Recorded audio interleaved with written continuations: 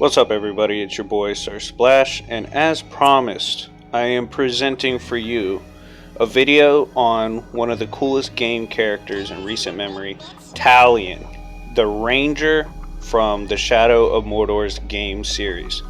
Now, to give a brief overlook of where he comes from, kind of his history, Talion was a famed ranger who guarded the gates and was jumped. When he was jumped, his family was murdered in front of him, got the crap beat out of him, and instead of dying, he actually merged with a Nazgul, which is like a Mire spirit.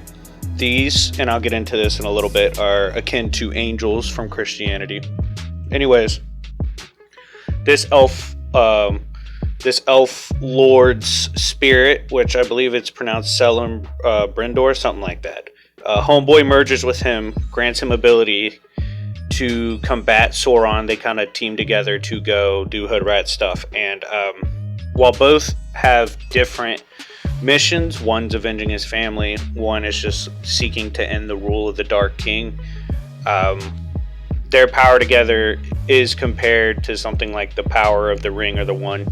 And I will get into how powerful this would be based on the lore. So I'm going to go over Talion, gameplay wise, what he's capable of, his combat abilities, all that. Then I'm going to get into how he would scale to the lore of Lord of the Rings. So Talion, as a ranger, he's one of the most skilled fighters on Middle Earth, highly adept in sword fighting, as well as stealth, archery, hand-to-hand combat, acrobatics. He's a supreme martial artist in that regards, as well as ninja skills with the daggers. Some of the things he is capable of doing on top of this is the fact that Talion has had his swordsmanship, speed, resistance, and training augmented by the race presence within him, as though he himself possessed the power of one of the great rings. So all of his abilities, and this comes from the appendix of the game, all of his abilities have been massively amplified. So while he was already scaling to the best fighters that you would see on Middle Earth, which would be akin to an Aragorn or a Legolas, these have been multiplied several times over.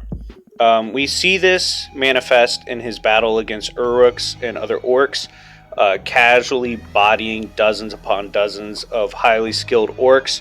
Anything from grunts he will casually one-shot run through, up to the war chiefs, massive orcs that have significantly better durability to regular orcs. We see this with a character named Rat. Rat tries to use a dagger on one of the orcs, and that dagger could easily kill one-shot regular orcs, but it doesn't even pierce this particular orc. So he is fighting orcs that are well above the characters. He's able to stun, body, even if kill if he has to, but also manipulate and use Caragors. These Caragors are the massive alien-like beast dogs that typically are associated with orcs. These dogs can one-shot, a platoon of men, elves, dwarves. They can run through them easily, including the orcs. They can wreak havoc upon an orc camp easily, and that's what he uses them for. He is immune to fire, and we see this demonstrated when he sets off fires and shoots barrels to destroy multiple enemies. He can one-shot with his arrows when skilled enough and can shoot rapidly. Of course, by the way, before anyone complains, we're assuming you've maxed out Talion and reached your potential with his abilities. And as a ranger, some of his abilities include one-shot executions, in which a critical hit will be struck immediately. His daggers he can spam and be lethal with. Even him just touching you, jumping over you, will stun you. He has Shadow Strike, a very lethal ability in which he could teleport. When he teleports to his enemy that he has picked, this enemy will be knocked over and stunned, thus allowing him to kill them. He has a Light Flash ability that stuns surrounding foes. He can life drain and fight.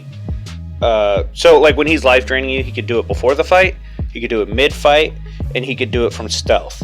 His branding ability can bend the will of foes and make them do his bidding.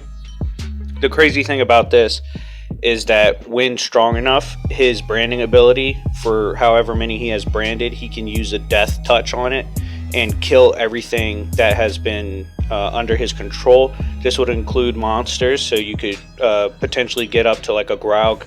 The Graug lowballing is like building level. I mean, we've seen it literally topple buildings, and you can take this on by yourself and control it. His ability to bend the will of others, as well as resist will bending from the likes of Sauron, who can control, up to everyone on Middle Earth, wildly powerful. And he has been able to combat, even beat Sauron, and he beat the crap out of the Wraith King, the Witch King, and banished him. And his Wraith Blast can be imbued with supernatural fire and destroy his enemies. Now, into the scaling lore-wise, obviously he's a beast in the game. Scales above countless foes. His stealth is second to none, Assassin's Creed-like in the way he goes about it, killing and draining from the shadows. Now, how strong would he be in the lore? Well, the Witch King of Angmar scales above Gandalf. Actually, it's relatively passive how bad the difference in power is between base Gandalf and the Witch King. The Witch King was destroying him just by showing up, basically. This is impressive because Gandalf was able to kill a Balrog and scaled to the Balrog. Now, if you want to lowball Balrogs, Balrogs are stated to be able to raise the earth if you allow them to. You can either say planetary, like they destroy the earth, or you could say life wiper on the planet. Either way, they're absolutely monstrous. And the Witch King of Angmar dwarfs a character in power who was able to beat one. And the Witch King got absolutely bullied and dominated by Talion. So already he's at least life wiper to multiple times that, to even multi-planetary, based off this scaling with the Witch King. However, we do know that the writer J.R.R. Tolkien, in terms of his Lord of the Rings lore, a lot of his stuff was based on Christianity and had roots in Christianity. We know this was very powerful and very meaningful to him because of his, as evidenced by his friendship with C.S. Lewis, wrote the line The Witch in the Wardrobe, which it also has several Christian ties, as seen with Aslan being a Jesus-like figure. Anyways, this is important because Sauron, who is someone in an alternate timeline that my boy Talion beats, and we actually do see him sneak up on the tower and start draining him and then body. Sauron was able to survive conceptually an attack from the Judeo-Christian god figure of the verse, who predates everything, predates creation itself, which means he would predate dimensions, which you could argue is outerversal. Now, do I think Talion is outerversal? No. But, the lore does get very crazy.